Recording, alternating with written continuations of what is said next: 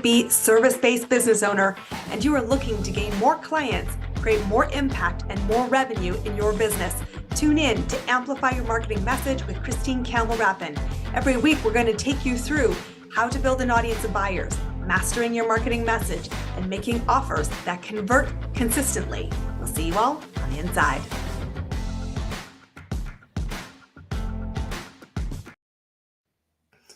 Okay, troops, you have been lied to that you need big budgets and really complicated things to create impact and amplify your marketing message. Well, today we're going to turn that completely on its head and talk about what if that wasn't true? What if you could use organic, effective strategies to really fuel your business growth? And I'm really excited to introduce to you a very good friend of mine, somebody I've collaborated with on many occasions, who is a great marketer, a great individual, a great human being. Please welcome to our program, Mr. Michael Pacheco from Boxer Media. Welcome to the program. Who, me? This is you, my friend. How's it going, Christine? Good to see you. It is awesome. It's great to be sharing space with you. And this time we are on the other side of the flip side. Yes. Michael runs a couple of great podcasts, guys. Make sure you go find them. We have played together before. But Michael, I want to ask you, because one of the things I love about what you guys do is that you take marketing and simplify it so that we actually create more results. And talk to us a little bit about why so many people have it backwards. So good question. Well, this wasn't really a question. It was a prompt. Good prompt. Yeah, I mean, so here's the thing. Like you and I were talking about this before we hit record. There's dozens of ways to skin a cat, right? It's not just, there's not one formula that works. There's a bunch of different ways to do it. We have found a way that involves being your authentic self, creating content, helping to solve your ideal client's problems, and simply publishing that content, promoting it, boosting those posts if they're being engaged with very well.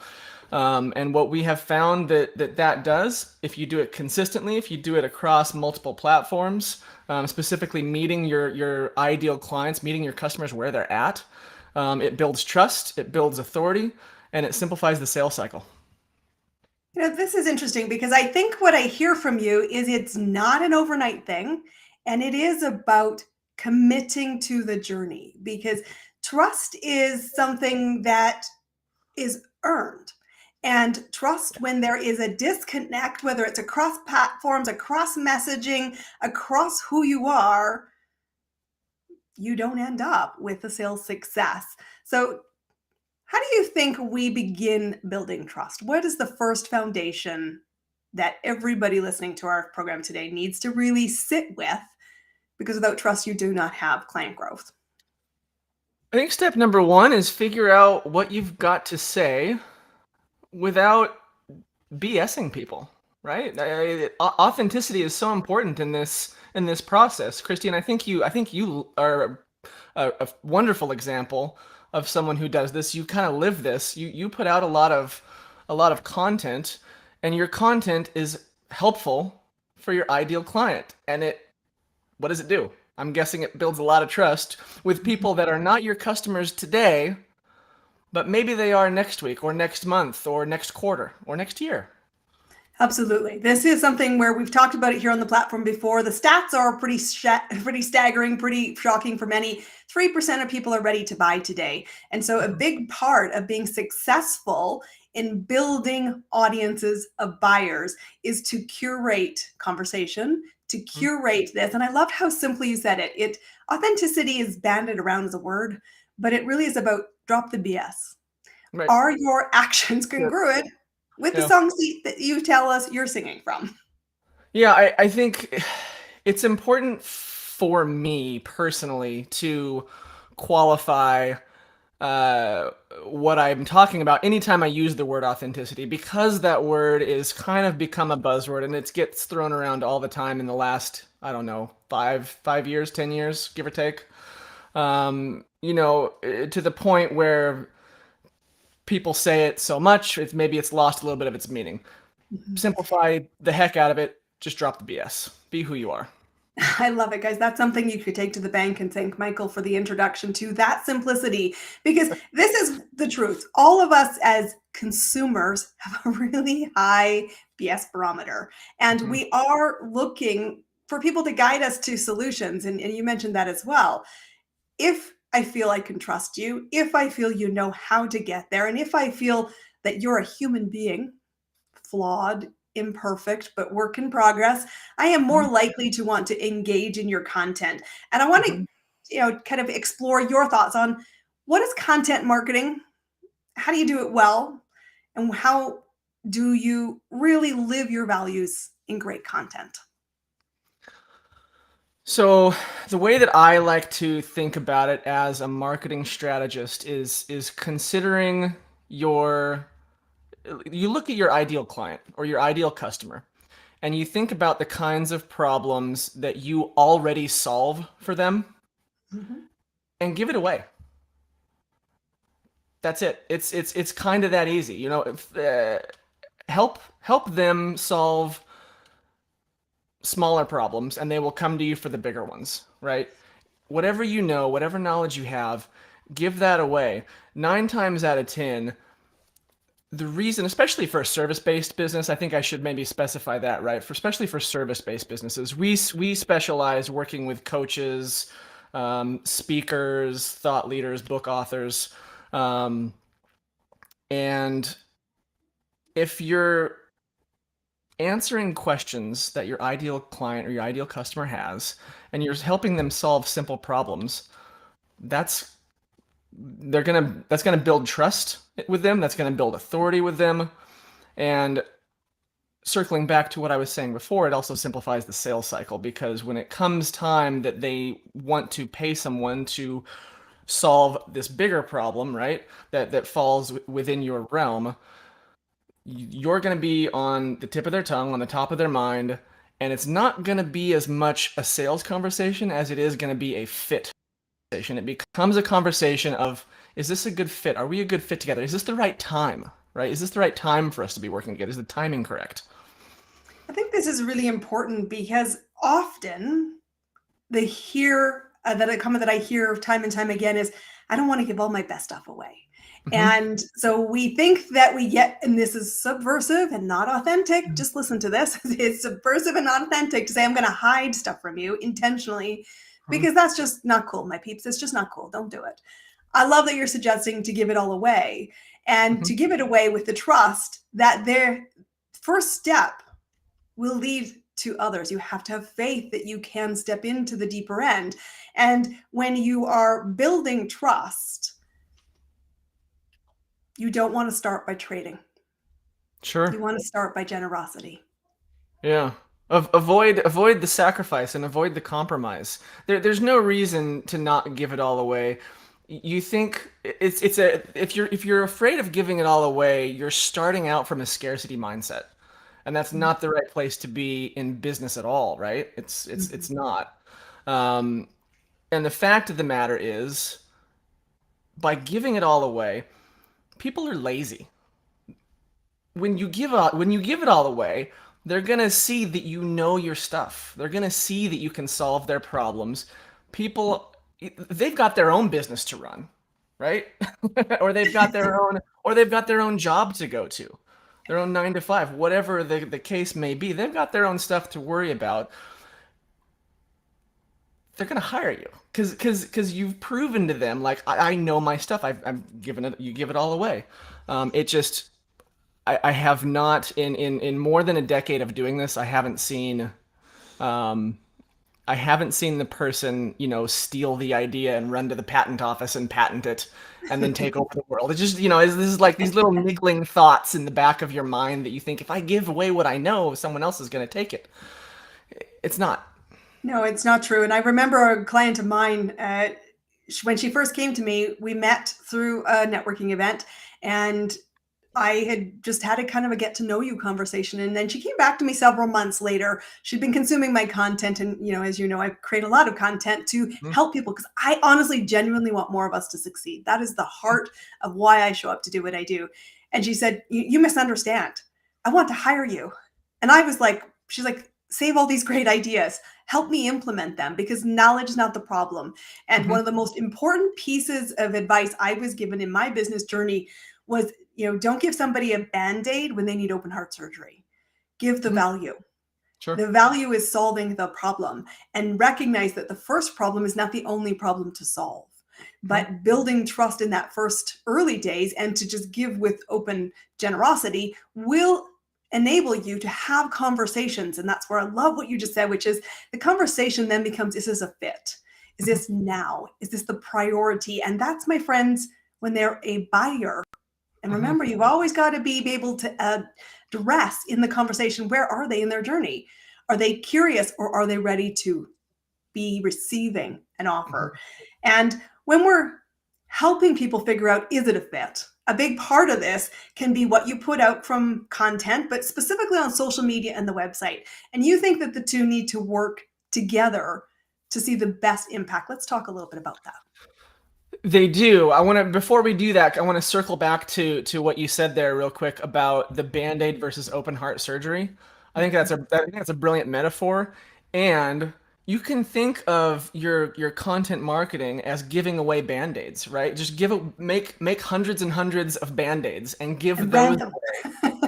give those away, right? Because you can't give away open heart surgery in one social media video, right? So when I'm saying give it all away, I'm not saying like create a 12-hour long video and and publish that and like here it is, here's everything.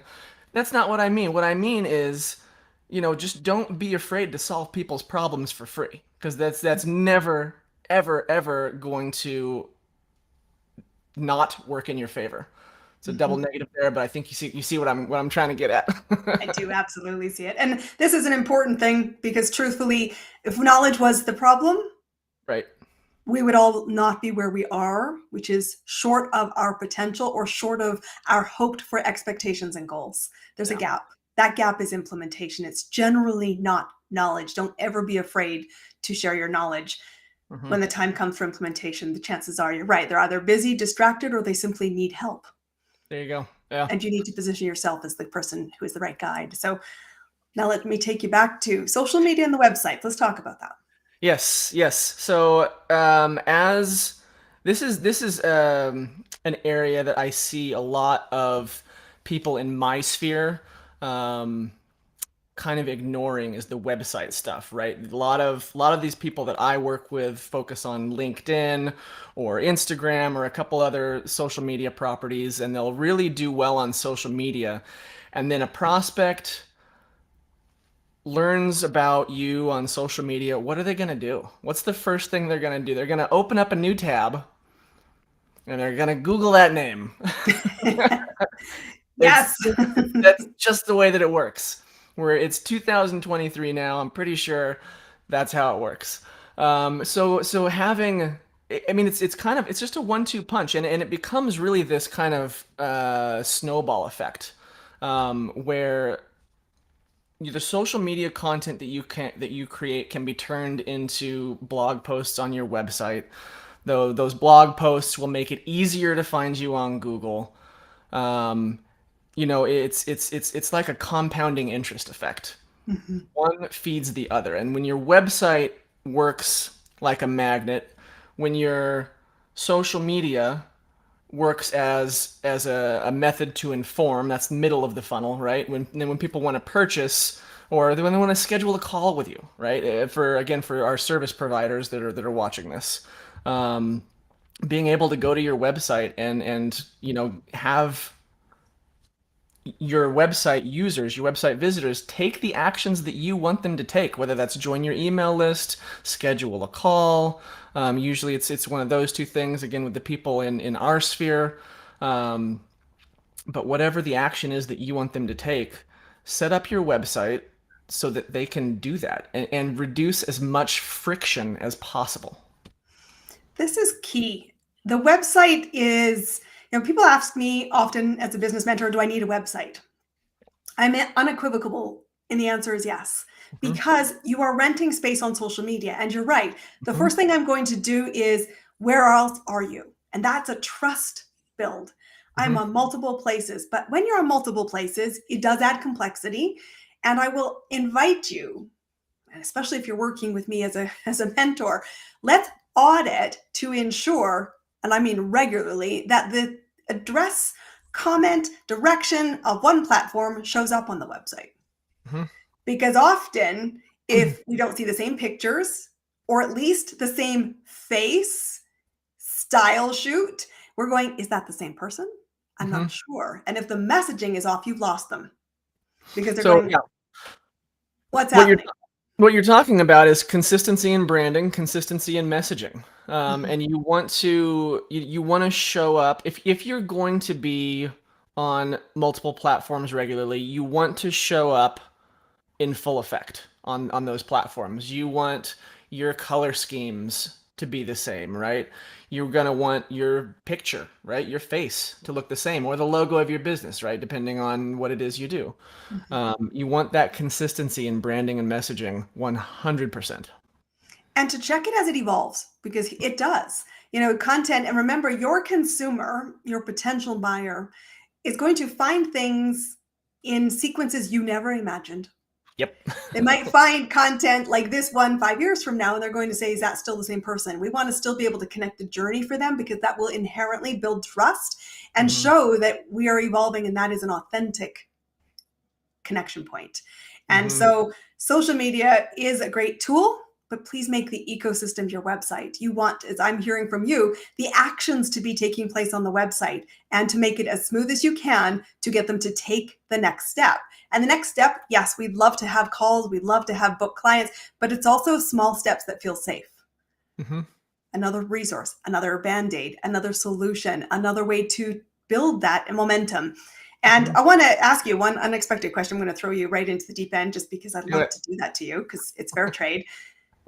What do you think is the elephant in the room with your clients right now? We have a complex market. We have some people really struggling to amplify their marketing message. As you see it in your business as a media agency and as a marketing agency, what's the elephant in the room that people simply need convincing that this is not a luxury, this is a necessity?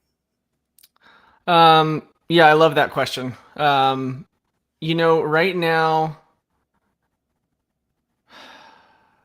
I love that question because I don't have a quick and easy answer for it.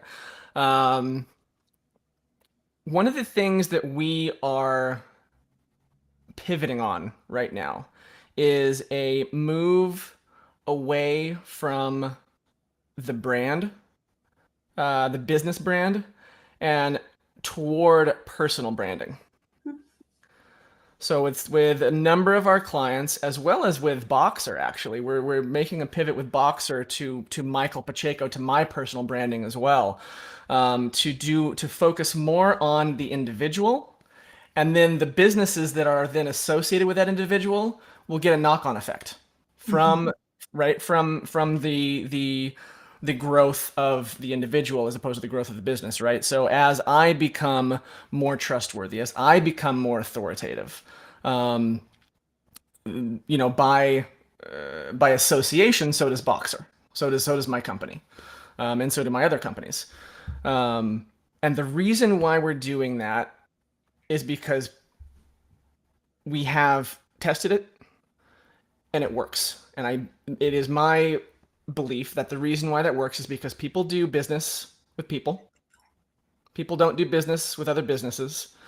Um, if you're, scrolling on Instagram or even LinkedIn, whatever, you're more likely to interact with a face and a name than you are with a logo and a business name.